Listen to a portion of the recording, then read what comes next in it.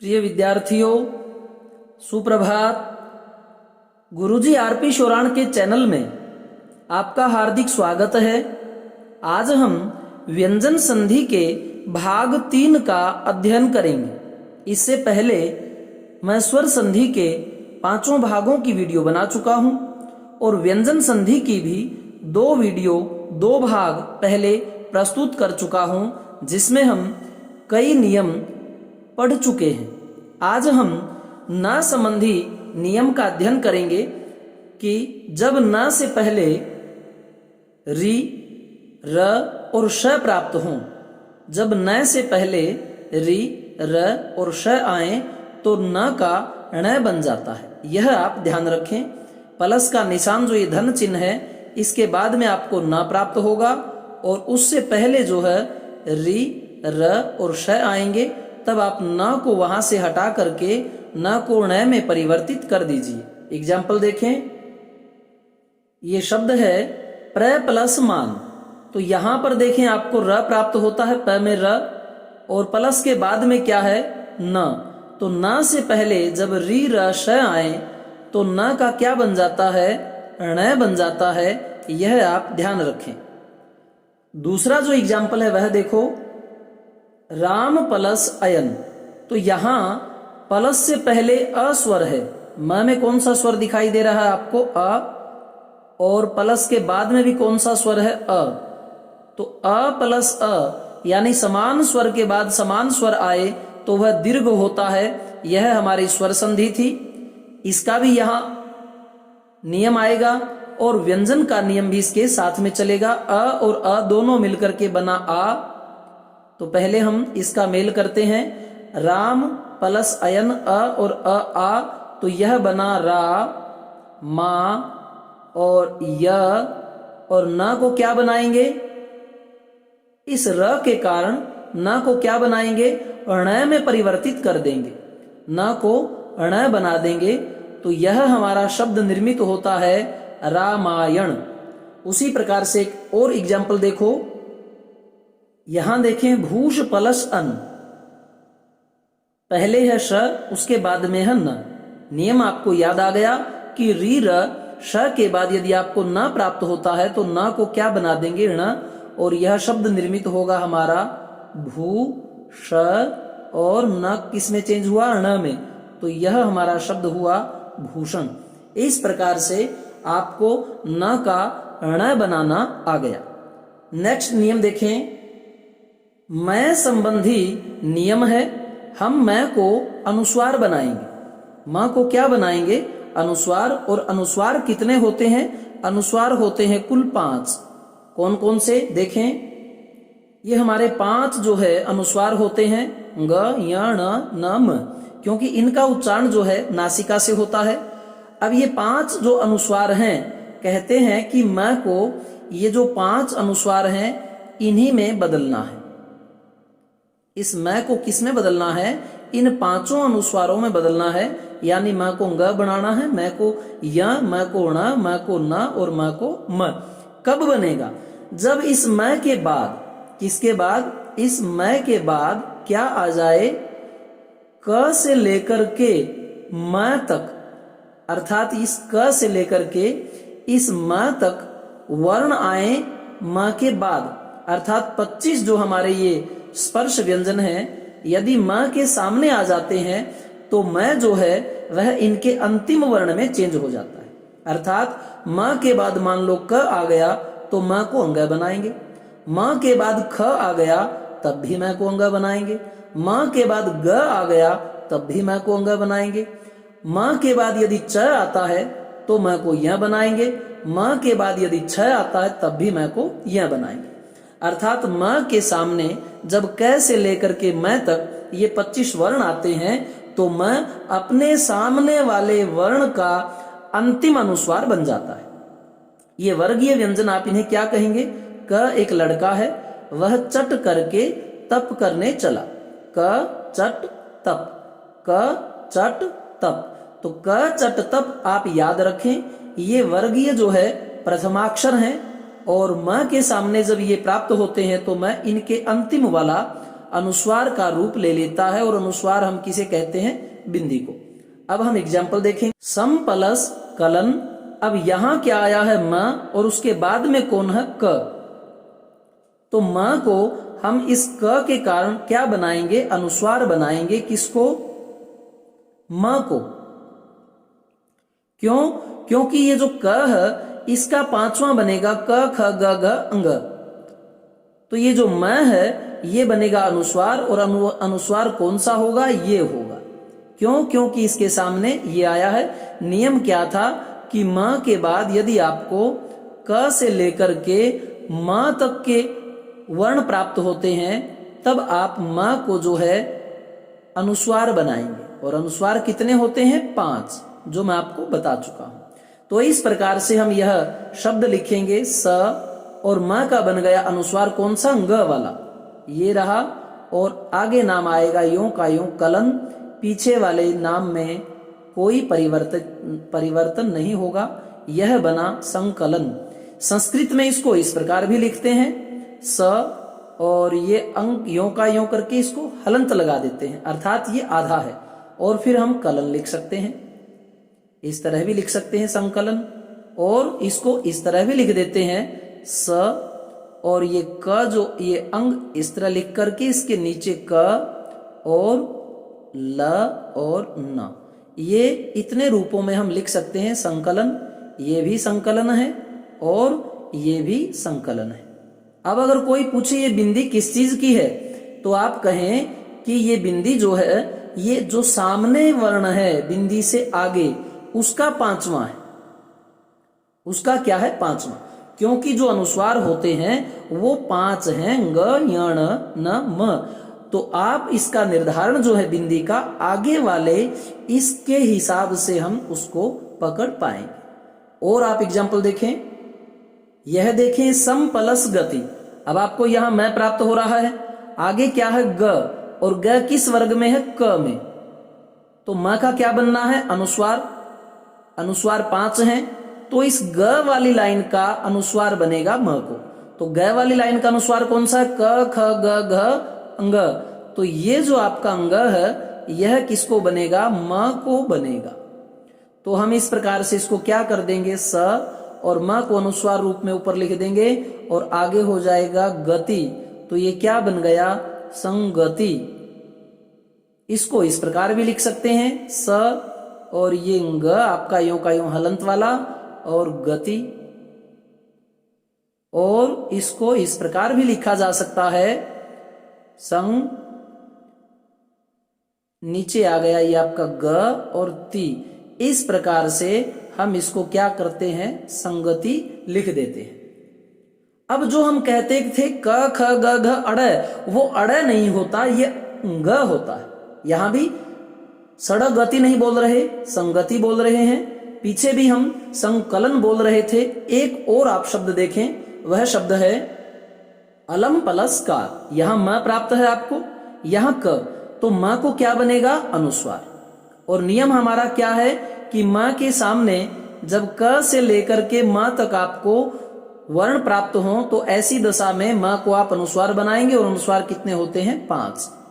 तो म का कौन सा अनुस्वार बनेगा उन 5 में से? जो म के सामने वर्ण होगा उसी का अंत वाला वर्ण जो है वो म का अनुस्वार बन जाएगा। अब देखिए म के सामने क्या है? क, और क में कितने वर्ण होते हैं क वर्ग में? ये 5। तो म का कौन सा अनुस्वार बन गया? ये 5वां अंग।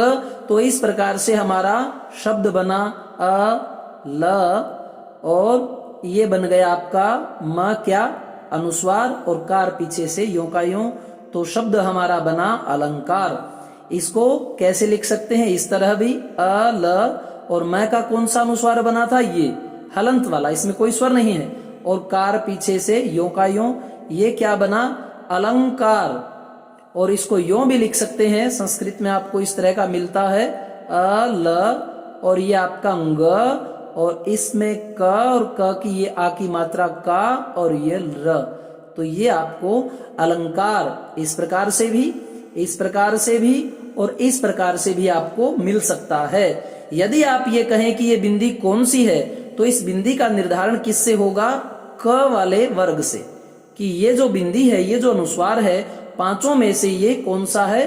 अंग का अनुस्वार है, क ख ग घ ङ। पूरा अंग भी नहीं बोलेंगे, ग। तो इस प्रकार से ये क्या बना? अलंकार। आगे नियम देखें। आगे उसी का एक बचा पार्ट नियम है कि यदि म के बाद वो 25 वर्ण ना आए, कौन से? क से लेकर के म तक के बचे हुए यदि ये आ जाए हमारे अंतस्थ और ऊष्म, फिर क्या बनेगा म का? तो म को मात्र जो है हम अनुस्वार बनाएंगे। अब हम ये नहीं कह सकते कि मैं तो अनुस्वार बनेगा, लेकिन अनुस्वार तो 5 होते हैं, उनमें से एग्जैक्ट कौन सा बना, वह तो हम उस नियम में बना सकते हैं। लेकिन यहां देखिए, यह इनमें कोई भी अनुस्वार नहीं है अंत में, ना इनके अंदर कोई अनुस्वार आता है अंत में। तो मैं को सिर्फ जो है हम ये कहेंगे कि जी मैं का सिर्फ और सिर्फ क्या बना? अनुस्वार। अनुस्वार होते हैं 5, लेकिन ये बताने में असक्षम है कि वो अनुस्वार है कौन सा।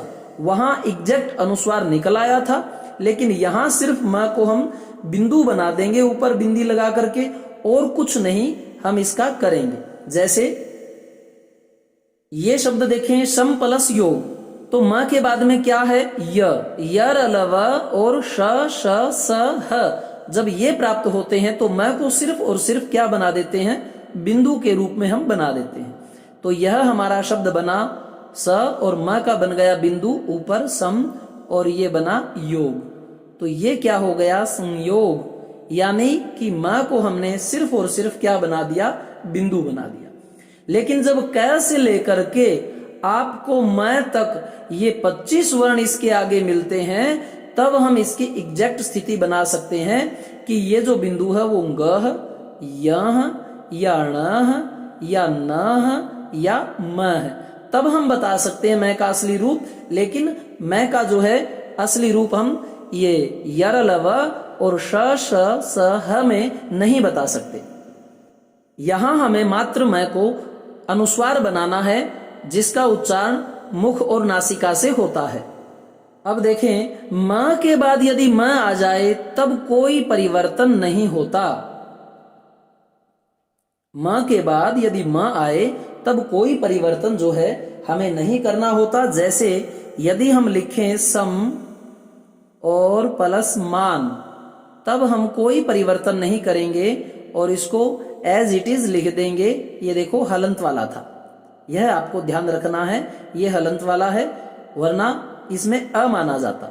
तो यह बन जाएगा, हलंत को हलंत वाला ही मैं लिखेंगे आधा, और पीछे से मान।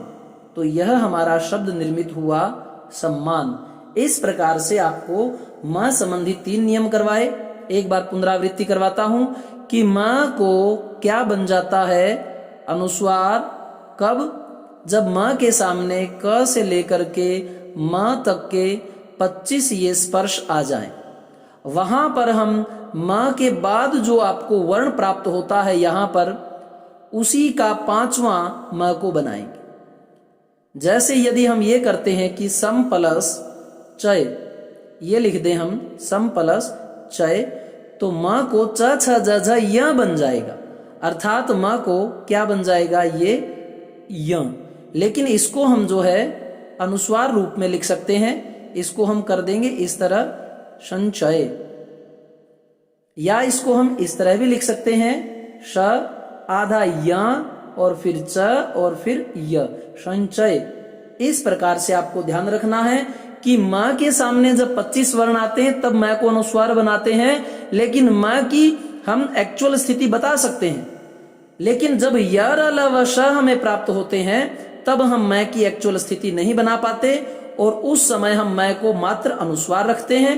और यदि म के बाद म आता है तब कोई परिवर्तन नहीं होता, तब हम म को यों का यों रख देते हैं सम्मान।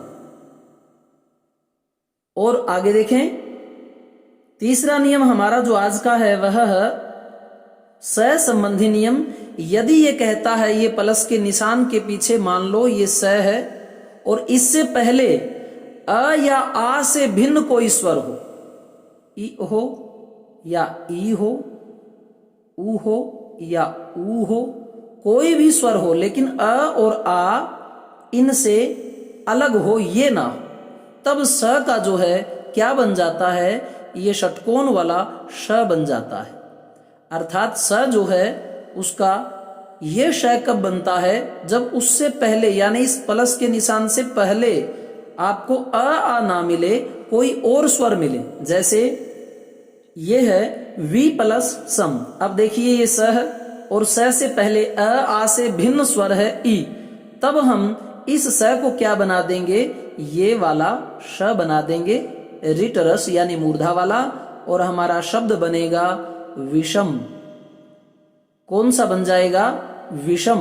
ये जो है हमारा शब्द निर्मित होगा। एक और एग्जाम्पल देखिए, वी प्लस साद। यहां स है और इस स का कौन सा बनेगा, ये श बनेगा। क्यों, क्योंकि इससे पहले आ से भिन्न स्वर है, ई है। तो क्या बन गया ये शब्द हमारा, ये बन गया वी, और स का बन गया ये वाला श, और ये मात्रा यथावत रहेगी, मात्रा में कोई परिवर्तन नहीं आएगा। विषाद, विषाद, विषाद होता है दुख। तो इस प्रकार से ये हम स का श बनाना सीख गए। एक शब्द और देखें, अभी प्लस सेक। अब ये जो स है दंत्य, इसका मूर्धन्य श बन जाएगा। क्यों, क्योंकि इससे पहले आ से भिन्न स्वर है, ई है। तो इसको हम इसमें चेंज कर देंगे, बाकी कोई परिवर्तन आपको नहीं करना। हमारा नाम होगा अभी, और ये मूर्धन्य श, इसकी मात्रा में कोई परिवर्तन नहीं, अभिषेक। तो इस प्रकार से हमने स का श बनाना सीखा। एक बार से पुनः आज के नियमों पर पुनरावृत्ति कर देता हूं। पहला जो हमारा नियम था किसका, न को क्या बनाना था, ण बनाना था। कब बनाएंगे, जब उससे पहले आपको री, र और श प्राप्त हो। आप अच्छी प्रकार से सीख गए इस नियम को। दूसरा हमारा नियम था म वाला, कि म को हमें क्या बनाना है, अनुस्वार बनाना है। कब, जब म से पहले क्या हो, सॉरी म के बाद क से लेकर के म तक के ये 25 आए, या फिर इस म के बाद यर अलावा शशह वो 8 आए। सभी दशाओं में म को अनुस्वार ही बनेगा, परंतु ये 25 वालों में हम मैं का एग्जैक्ट रूप बता सकते हैं कि ये कौन सा है, ङ यण न म में से।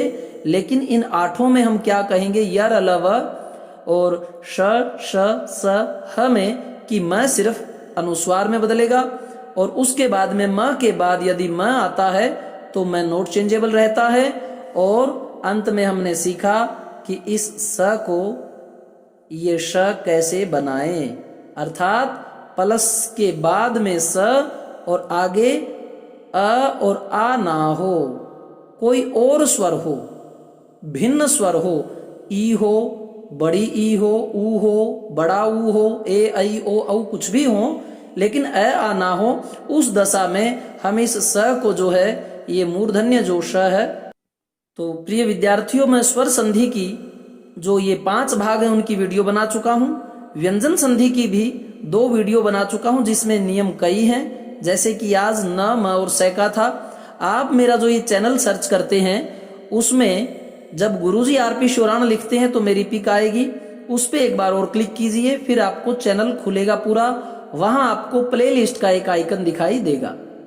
प्ले लिस्ट वाले आइकन को जब आप क्लिक करते हैं, तब आपको एक पूरी लिस्ट खुलेगी। उसमें आप हिंदी व्याकरण की वीडियो जो है वो देखें और उनका एक जगह पर सीक्वेंस में अध्ययन करें, ताकि आपकी संधि मजबूत हो। और इन्हीं शब्दों के साथ मैं अपनी वाणी को विराम देता हूं। जय मां सरस्वती, जय भारत।